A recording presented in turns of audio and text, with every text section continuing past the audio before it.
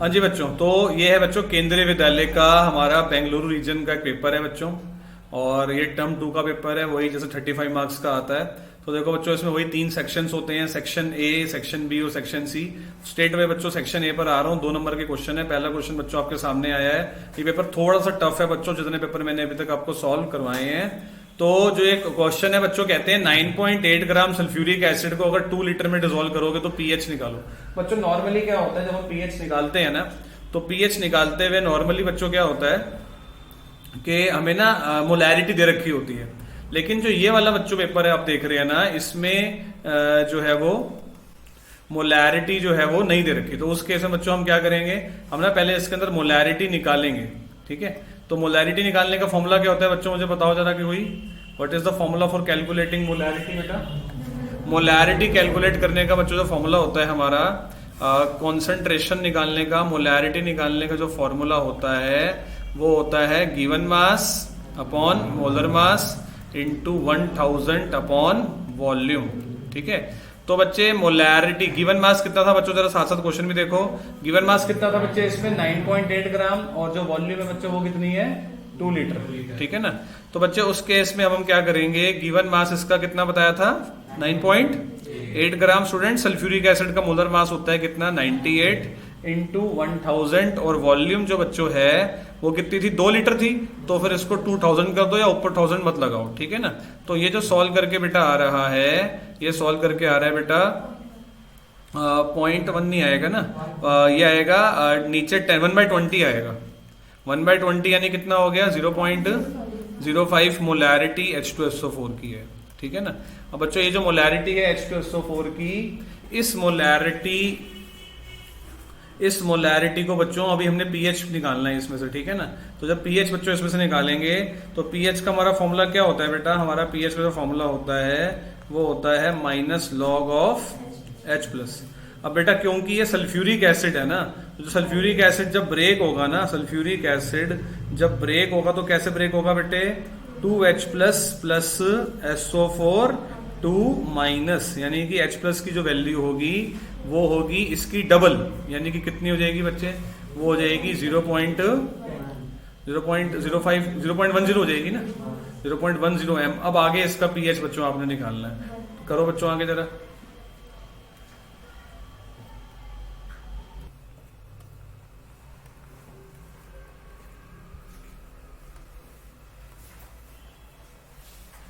तो इसके बाद बच्चे क्या करना होता है, यहां पर हम ये वैल्यू डाल देंगे H+ की, और H+ की वैल्यू कितनी है 0.10। तो ये जो सॉल्व कर रहा है बच्चे, ये आ जाता है 1/10, और 1/10 यानी कि -1, माइनस पहले भी बाहर है, तो आंसर क्या आ जाएगा बेटा 1। ठीक है, इसके बाद बच्चों जो नेक्स्ट क्वेश्चन हम देखते हैं आज वो है what happens when this LiNO3 is heated. बेटा LiNO3 को जब आप लोग हीट करेंगे, तो LiNO3 को जब हीट करेंगे तो आप याद रख लेना कि लिथियम जो है वो अपने मोनोऑक्साइड में चेंज होगा, प्लस NO2 गैस निकलेगी। लेकिन KNO3 जब हीट होगा तो वो बन जाएगा बेटा KNO2 plus O2, KNO2 plus O2। बस इसमें रिएक्शन लिखना है बेटे और उसको बैलेंस करना है। ठीक है ना, Li2O प्लस NO2 और KNO2 प्लस O2। ठीक है, उसके बाद बच्चों ये वाला क्वेश्चन है A2B वाला। तो A2B वाला जो क्वेश्चन है बच्चों, A2B टाइप सॉल्ट है, सोल्यूबिलिटी प्रोडक्ट उसका कितना है 32 × 10⁻⁹। हमें क्या निकालनी है इसकी सोल्यूबिलिटी। बच्चे देखो जो ये A2B टाइप सॉल्ट होता है, जो A2B टाइप सॉल्ट है, क्वेश्चन बच्चों ये है इस बार A2B टाइप जो सॉल्ट होता है ना, इसको जब ब्रेक करते हैं ना बेटा, तो ये ब्रेक कैसे होगा 2A प्लस B। ठीक है ना, अब B के ऊपर 2- का चार्ज होगा, इसके ऊपर प्लस का चार्ज होगा। मुझे कैसे पता लगा बेटा, क्रिस क्रॉस होता है ना, जो B है ना उसके नीचे 1 है ना, तो इसकी वैलेंसी यहाँ पर आ गई है और इसकी वैलेंसी यहाँ आ जाती है, ऐसे मतलब इसको उल्टा सीधी वैलेंसी होती है। तो अब बच्चे क्या होता है कि ना, अगर इसकी सोल्यूबिलिटी S है, मान लो इसकी सोल्यूबिलिटी कितनी है S, तो इसकी वैल्यू पता है कितनी होगी 2S, और इसकी कितनी होगी S। अब इसका KSP लिखो, KSP कैसे लिखोगे बेटा, A प्लस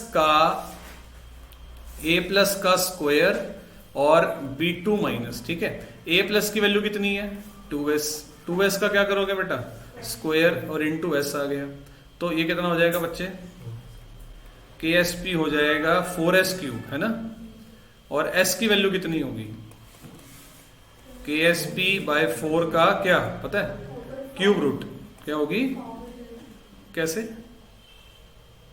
हाउ बेटा, हाउ, एवरीथिंग इज ओके बेटा, समझ आ रहा है। ये सोल्यूबिलिटी पर का टॉपिक होता है, उसमें ये होता है सॉल्ट की सोल्यूबिलिटी जो होती है ना, सॉल्ट की सोल्यूबिलिटी को बेटे हम क्या कर लेते हैं, सॉल्ट की सोल्यूबिलिटी को ना हम S मान लेते हैं बेटा, सॉल्ट की सोल्यूबिलिटी को S मान लेते हैं, फिर कोफिशिएंट के हिसाब से ना मोल्स निकालते हैं कटायंस और अनायंस के, ठीक है।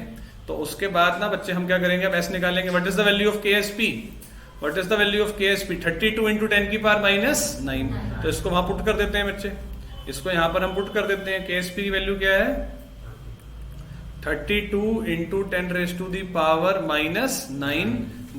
का हमें क्या करना है बेटा, क्या करना है, क्यूब रूट करना है ना। तो 32/4 होता है 8 का क्यूब रूट करेंगे एक तो, और इंटू में 10 की पावर -3 आ जाएगा, what is the cube root of A 2, ये आंसर आ रहा है। देखो कितना अच्छा इन्होंने दिया है कि जो है ये सीधा क्यूब रूट हो गया, देखो देख रहे हो, लेकिन नो डाउट ये क्वेश्चन। नाउ बच्चों हमारे हैं सेक्शन बी पर, और मेरे फेवरेट चैप्टर के क्वेश्चंस बच्चों यहाँ पर दिख रहे हैं मुझे, वो है मेरा फेवरेट चैप्टर कौन सा है बच्चों, आपको पता है, हाइड्रोकार्बन। आपको कैसे पता बच्चों, शक्ल से लगता है आपको मेरी, है ना। तो अब हाइड्रोकार्बन में कह रहे हैं कि ये बताइए कि सबसे तेजी से इन सब में से इलेक्ट्रोफिलिक रिएक्शन कौन करेगा, टॉलिन करेगा, मतलब ऑर्डर में लगाना है, 4-नाइट्रोटॉलिन करेगा और 2,4-डाइनाइट्रोटॉलिन करेगा। तो इसका आंसर होगा बच्चे, अगर ये A है, ये B है और ये C है, तो हाईएस्ट रिएक्टिविटी जो बच्चों इसमें बनती है वो बनती है बच्चों A की, उसके बाद बनती है बेटा B की, और उसके बाद बनती है किसकी, C की, क्योंकि नाइट्रो ग्रुप जो होता है वो रिएक्टिविटी को क्या करता है, घटाता है, उसका -R इफेक्ट होता है बेटे। तो उसके बाद कह रहे हैं बच्चे कि टर्शरी ब्यूटाइल ब्रोमाइड से क्या बनाइए, आइसोब्यूटाइल ब्रोमाइड। बेटे ये पेपर का लेवल सच में बहुत टफ है, क्योंकि ये सेम क्वेश्चन जो है वो 12th क्लास की बुक से लिया गया है।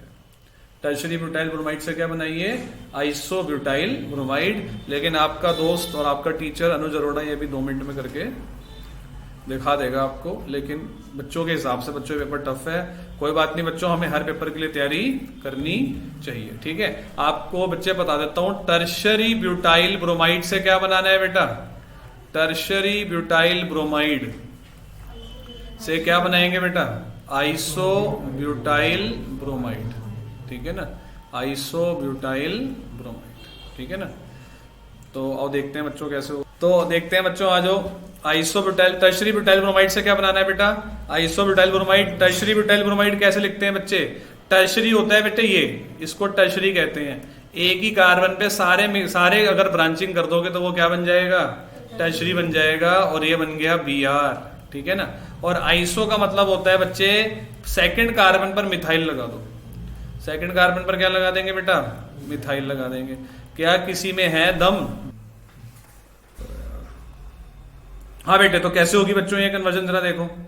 तो इसमें क्या होता है बच्चे कि ना आप पहले क्या ऐड करो, अल्कोहलिक KOH, अल्कोहलिक KOH से क्या होता है, K और Br हट जाएगा, और OH से OH किसको हटाता है पता है, बीटा हाइड्रोजन को। क्या आपको पता है, ये अल्फा कार्बन है और बाकी सारे क्या होते हैं, बीटा। ये बीटा एलिमिनेशन होता है बेटा, अल्कोहलिक KOH डालना पड़ता है। अल्कोहलिक KOH इसलिए डालना पड़ता है बेटे, मान लो ये वाले H को उसने निकाल दिया, अल्कोहलिक KOH CH3 है बेटे, हैं अल्कोहलिक KOH इसलिए डाल दिया ताकि ना ये एल्कीन बन जाए। क्या बन जाए बेटे, ये जो है ना वो एल्कीन बन जाए। मैं ना इस CH3 को ऐसे ही लिख रहा हूं, और ये समझ लो कि यहां से एक H को कम किया गया, किसी भी एक से कम करना था ना, तो ये बन जाएगा, वो ये बन जाएगा, ठीक है। Br गया ना यहां से, देखो यहां से Br गया, और या किसी भी CH3 को CH2 करना पड़ेगा ना, और डबल बॉन्ड आ जाएगा। अब यहां से यहां पहुंचना है, यहां से यहां पहुंचना है बच्चों। मैं मान जाऊंगा अगर कोई बता दे कि मार्कोनिकोव रूल लगाना है या फिर एंटी मार्कोनिकोव रूल, क्योंकि हम इसमें ऐड करेंगे अभी क्या,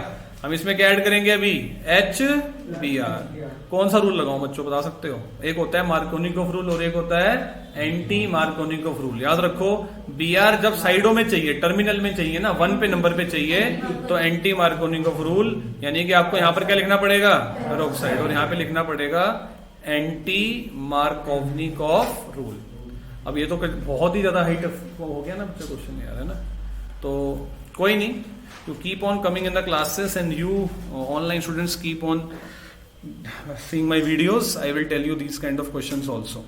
ठीक है, टर्शरी ब्यूटाइल से क्या बना दिया बच्चे हमने, आइसो ब्यूटाइल ब्रोमाइड।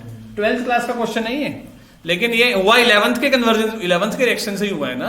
इसको बोलते हैं पोजीशन को बदलने वाली रिएक्शंस, ठीक है ना। इसमें अल्कोहलिक केवच और HBr से होता है। हम करते रहेंगे बच्चे। अब 12th का थोड़ा मैं कह भी रहा था कि हम थोड़ा बहुत करेंगे। उसके बाद बच्चों अभी भी मुश्किल क्वेश्चंस का सिलसिला नहीं हुआ। बारिश के ऊपर बारिश हो रही है। ब्यूट-19 हाइड्रोजन गैस लिबरेट करता है रिएक्शन करने के बाद किससे, सोडियम मेटल से, लेकिन ब्यूट-2 जो है वो नहीं करता। तो इसका आंसर तो हम अभी करेंगे ही करेंगे। तब तक बच्चों मैं आपको बोलता हूं कि ये क्वेश्चन तो अभी हम करेंगे। तब तक आप ये वाला करके देखो, तब मैं आपको 2 मिनट में ये वाला बताऊं। हाँ बच्चे, क्वेश्चन क्या है कि but one liberates hydrogen gas on reaction with sodium metal while but two does not. तो बच्चों जरा मैं इसको जरा देखना रिएक्शन कैसे होता है ये। तो आप बच्चों देखोगे इसमें, तो ये रिएक्शन कैसे होता है बेटा, इसमें करना क्या है। देखो अल्काइंस में ना एक बहुत ज्यादा इंपॉर्टेंट है क्वेश्चन। नंबर किसी को याद है बेटा ये कौन सा था? चलो मान लेता हूं, ऐसा था नहीं शायद ये। तो 4th का सी पार्ट ही होगा। चलो अब जैसे कहते हैं बेटा ब्यूट-19, तो ये ब्यूट-19 है बेटा। इसमें अगर मैं क्या ऐड कर देता हूं, सोडियम, ठीक है ना। तो सोडियम ऐड करने पर क्या होगा, CH3 CH2 C triple bond C, और यहां पर क्या आ जाएगा पता है, Na, और बाहर क्या निकल जाएगा पता है, हाइड्रोजन गैस। हम ये बोलेंगे बेटे कि ये इसके पास जो H है वो एसिडिक है। कैसा H है ये, एसिडिक H है। एसिडिक क्यों है भाई साहब, क्योंकि ये बाहर निकल सकता है ना H+ की फॉर्म में। लेकिन ये इसका नाम क्या है बेटा, इसका नाम क्या है, ब्यूट-1 क्या ऐसी ही संभावना ब्यूट-2 में भी होगी? ये होता है बच्चे ब्यूट-2। क्या ब्यूट-2 में अल्फा हाइड्रो मतलब एसिडिक हाइड्रोजन है क्या? ट्रिपल बॉन्ड वाले कार्बन में कोई भी H नहीं है। हम बोलेंगे ब्यूट-1 कंटेन्स क्या, क्या कंटेन्स, एसिडिक हाइड्रोजन बेटे, acidic hydrogen. But but two does not contain acidic hydrogen. But two does not contain acidic hydrogen.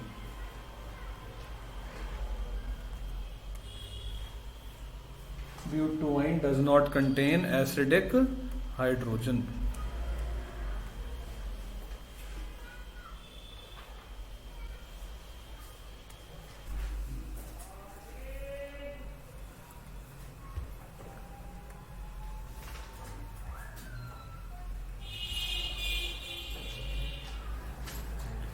Yes बेटे।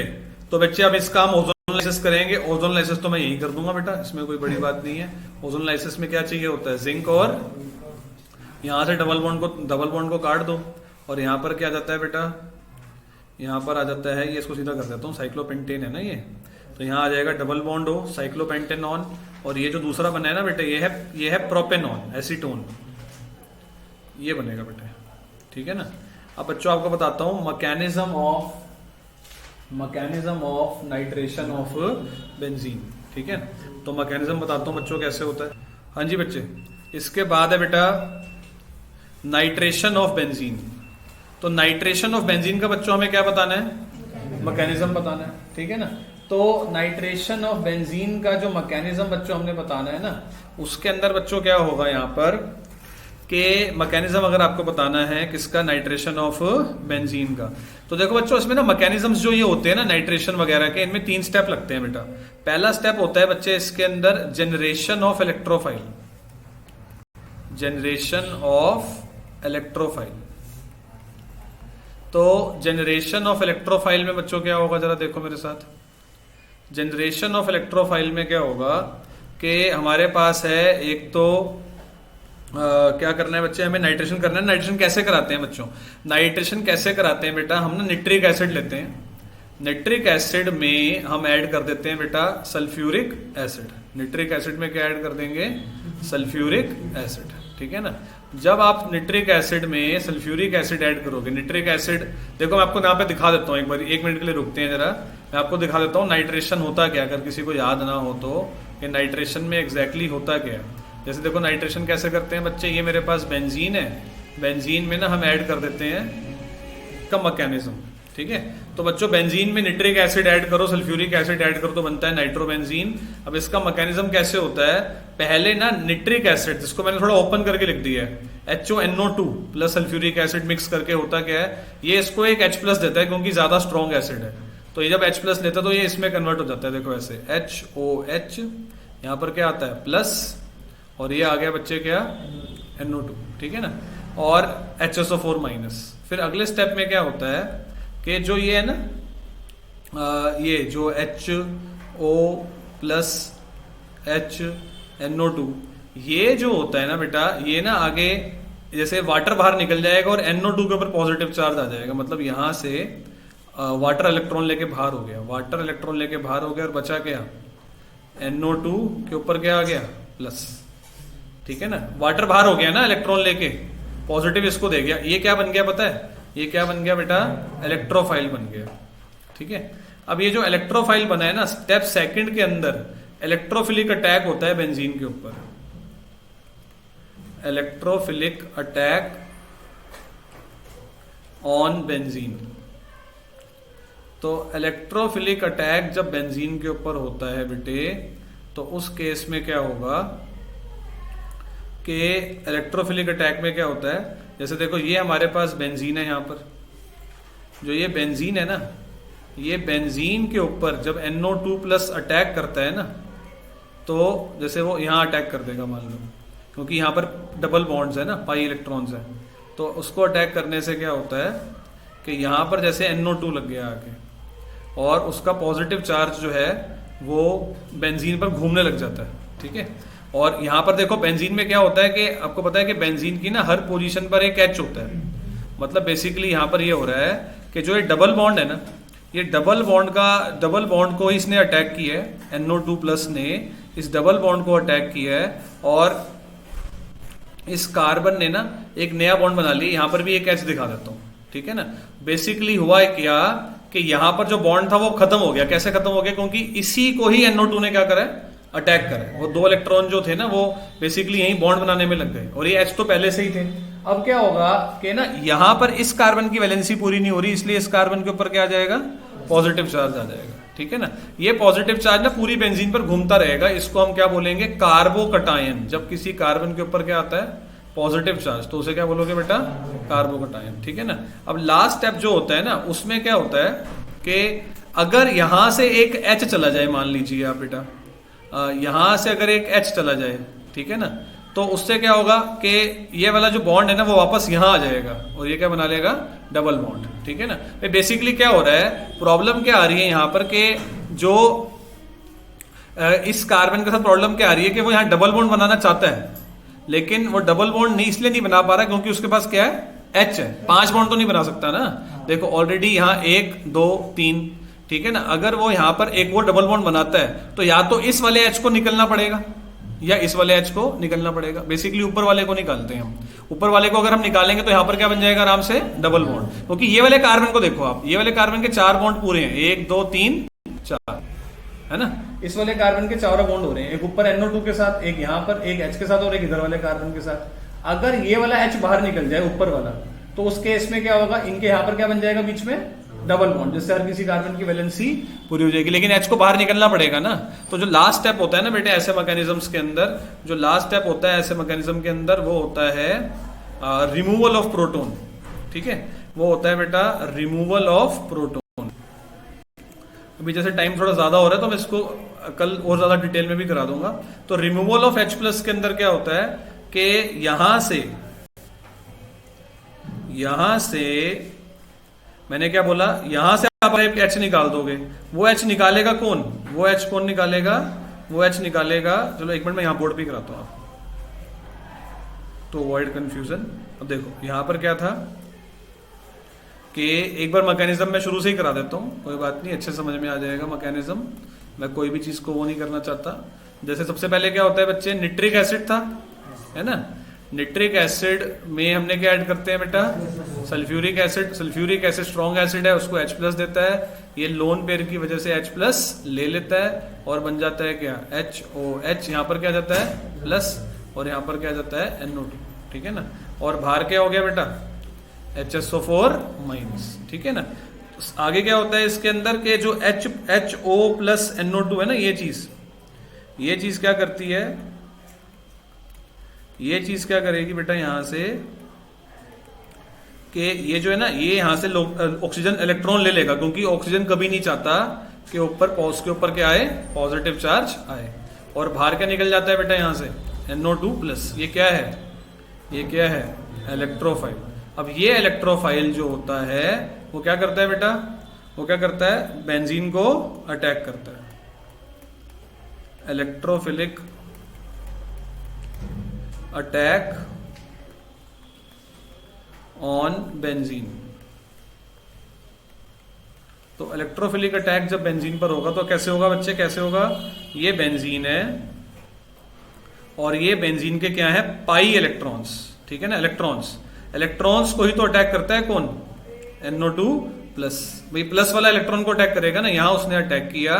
जब यहां उसने अटैक किया तो उससे क्या होगा बेटा, डबल बॉन्ड किस में चेंज हो जाएगा, सिंगल। मतलब जैसे ये जो डबल बॉन्ड था ना, ये यहां लग गया NO2 के साथ क्या बनाने में, बॉन्ड बनाने में। लेकिन प्रॉब्लम उससे ये आई कि इस कार्बन की वैलेंसी अब पूरी नहीं हो रही। कौन से वाले कार्बन की, ये सेकंड वाले कार्बन की वैलेंसी अब पूरी नहीं हो रही, इसलिए यहां पर क्या आएगा, पॉजिटिव चार्ज, ठीक है ना। अब इस वैलेंस, इसको क्या बोलते हैं बच्चे, जो बन गया अभी हमारे सामने, जो अभी बन गया बच्चे, इसको आप क्या बोलोगे, कार्बोकटायन। क्या बोलेंगे बेटा इसको हम, कार्बोकटायन। अब क्या होगा आगे, जो कार्बोकटायन है ना, ये क्या करेगा, ये जो है ना आगे यहां से जो है ये वाला H छोड़ देगा। अगर ये H छोड़ देगा तो वापस से यहां पर क्या आ जाएगा, डबल बॉन्ड आ जाएगा। ये H कैसे छोड़ेगा, लेकिन ये H तब छोड़ेगा जब जो ऊपर बचा नहीं हुआ था पहले स्टेप का, HSO4 माइनस, वो इसको मिलेगा। वो बोलेगा भाई साहब आपके ऊपर क्या चार्ज है, पॉजिटिव, मेरे ऊपर क्या चार्ज है, नेगेटिव। तो क्यों ना हम एक दूसरे को स्टेबलाइज करें, क्योंकि चार्ज में कोई भी रहना नहीं चाहता, है ना। तो ये वाला जो H था जो मैंने अभी बनाया, इस H को हम बनाते ही नहीं कंफ्यूजन का वर्ड खत्म करने के लिए। इस H को कौन खींच लेगा बेटा, HSO4 माइनस। अगर ये इसको खींच लेगा H को, तो क्या बन जाएगा बेटा, बेंजीन के ऊपर क्या आ जाएगा, खाली यहां डबल बॉन्ड आ जाएगा वापस से, है ना। यहां पर क्या आ जाएगा बेटा, वापस से डबल बॉन्ड, क्योंकि इसने H प्लस को खींचा तो यहां पे बॉन्ड बचा हुआ था, वो यहीं शिफ्ट हो गया। और यहां पर क्या रह गया बेटा, H2SO4। ये कैटलिस्ट है, H2SO4 जैसे लिया था वैसे ही बच्चे हमें क्या मिल गया, वापस मिल गया। बात को समझ रहे हो। तो ये था बच्चों मैकेनिज्म ऑफ नाइट्रेशन, ठीक है ना। अब बच्चों मैं कल आपके साथ डिस्कस करूंगा और भी बहुत अच्छे मैकेनिज्म, और इस पेपर को आगे